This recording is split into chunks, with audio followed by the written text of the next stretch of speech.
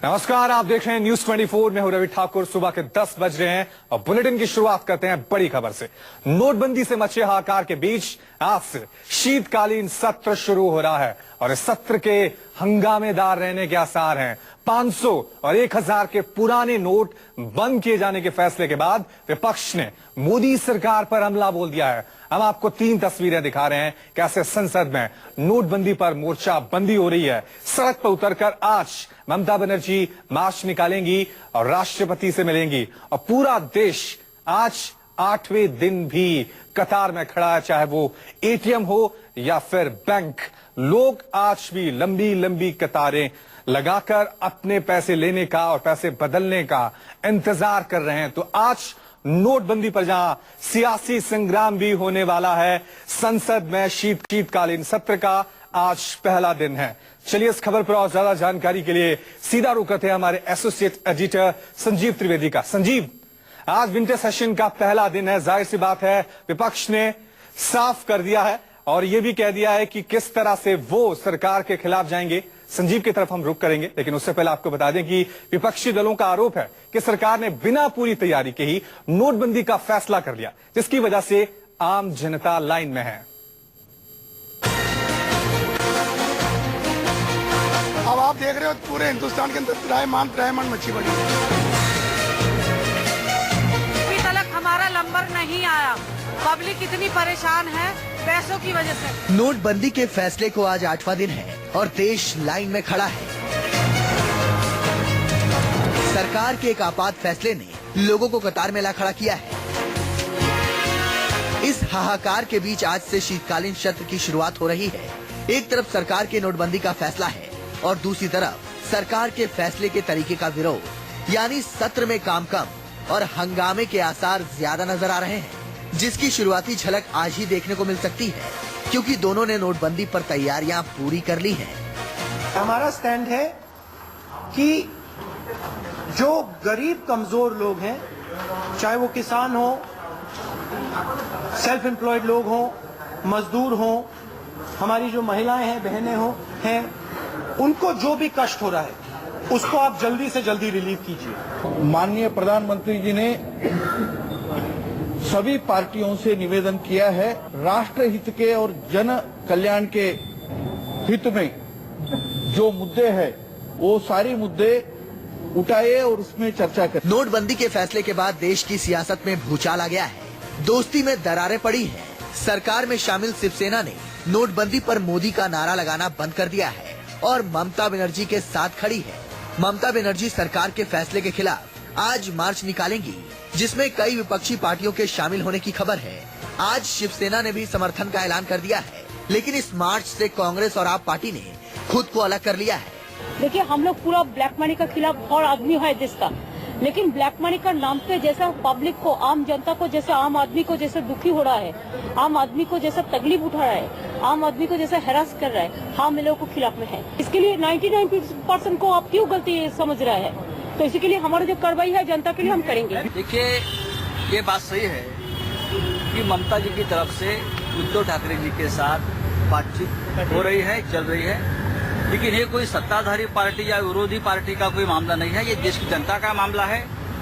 जहां भी जाकर जनता की त्रासदी अगर कम हो सकती है, शिवसेना वहां जाने के लिए तैयार है और लोगों के लिए, लोगों का आक्रोश, लोगों की यात्रा कम करने के लिए किसी का भी दरवाजा खटखटाने के लिए शिवसेना तैयार है। नोटबंदी ने न सिर्फ देश को लाइन में ला खड़ा किया है, बल्कि सियासी जमात के मौजूदा समीकरण को बिगाड़ कर रख दिया है। हालांकि सरकार विपक्ष के विरोध के आगे अपने फैसले को रोल बैक करने के मूड में नहीं है, लेकिन जनता को हो रही परेशानियों को कम करने की तरकीबें जरूर तलाश रही है, जो ऊंट के मुंह में जीरा साबित हो रही है।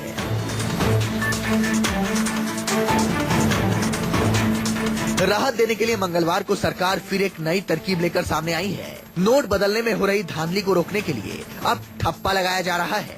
अब तक चुनाव के वक्त वोटिंग के लिए आपकी उंगली पर इंक लगाई जाती थी, लेकिन अब सरकार ने तय किया है कि अब इंक इसलिए भी लगाई जाएगी ताकि कोई 4500 रुपए की निकासी सप्ताह भर में दूसरी बार ना कर ले। नोटबंदी ने शीतकालीन सत्र के शुरुआत का खाका खींच दिया है। सरकार विपक्षी हमले का जवाब देने के लिए आतंकवाद, काला धन और गरीबी जैसे मुद्दे को हथियार बनाएगी तो विपक्ष नोटबंदी पर सरकार की अधूरी तैयारी पर प्रहार कर बैकफुट पर लाने की कोशिश करेगी, ताकि फिलहाल सरकार इस फैसले को रोल बैक कर ले या फिर नोट बदलने की मियाद बढ़ा दे। अमित कुमार के साथ संजीव त्रिवेदी, न्यूज़ 24। संसदीय कार्य मंत्री वेंकैया नायडू ने कहा है कि हम हर मुद्दे पर बहस को तैयार हैं। लाना चाहते 22 से ज्यादा कानून है, जीएसटी है और बाकी भी कानून है। सबके ऊपर विस्तार से चर्चा हो और अच्छा समाधान हो, निर्णय हो, यही लोगों की अपेक्षा है।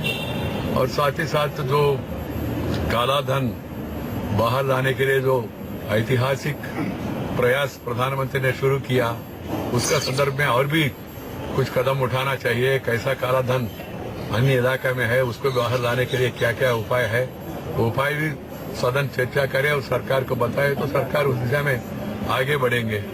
और लोग ये भी देखेंगे कौन काला धन के साथ देने वाले हैं, कौन ये आम लोगों को साथ देने वाले हैं, ये भी देशवासी देखना चाहते, देखेंगे।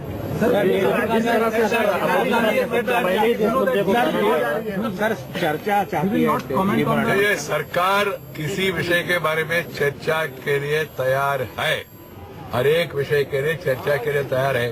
हम अच्छा काम कर रहे हैं, इसके बारे में चर्चा हो गई तो और भी अच्छा होगा। चलिए इस खबर पर और ज्यादा जानकारी के लिए सीधा रुक करते हैं हमारे एसोसिएट एडिटर संजीव त्रिवेदी का। संजीव, आज विंटर सेशन का पहला दिन है, विपक्ष ने अपने तेवर साफ कर दिए हैं कि वो सरकार के इस फैसले के खिलाफ हैं। बड़ा सवाल, बीजेपी आज संसद से कैसे जवाब देगी और विपक्ष ये कैसे साबित करेगा उन तमाम लोगों के लिए जो ये कह रहे हैं कि फैसला बेशक कड़क है लेकिन हम इसके लिए तैयार हैं तकलीफ के लिए। देखिए, पिछले 2.5 सालों की मोदी सरकार के सामने एक सबसे बड़ा मुद्दा जो नए रिश्ते कायम करे, राजनीतिक रिश्ते जो कि अमूमन फायदे और नुकसान के दम पर बनाए जाते हैं, तो वो है नोटबंदी का मसला। फर्ज करें कि आज जब मार्च होगा राष्ट्रपति भवन की तरफ ऑपोजिशन पार्टीज के द्वारा, तो उसमें साथ कौन कौन होगा?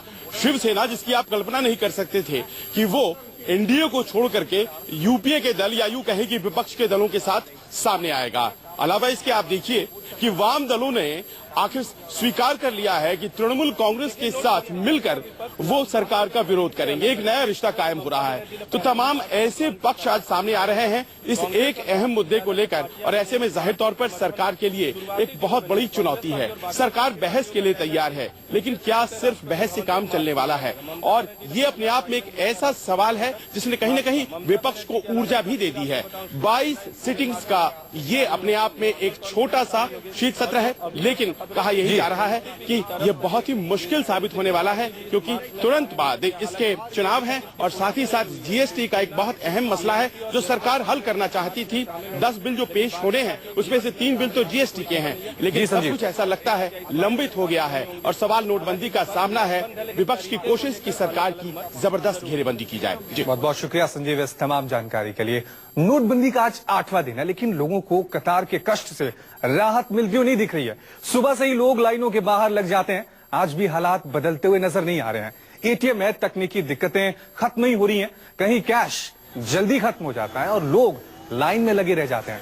आज से स्याही का निशान लगाने का सरकार ने एक नया प्लान भी शुरू किया है और सरकार को उम्मीद है कि इससे कुछ राहत जरूर मिलेगी। दाएं हाथ की उंगली पर ठीक वैसे ही स्याही लगाई जाएगी जैसे वोटिंग के बाद लगाई जाती है। तो आप अगर आज बैंक नोट एक्सचेंज कराने जा रहे हैं तो आपकी उंगली पर बैंक कर्मचारी एक स्याही लगाएगा।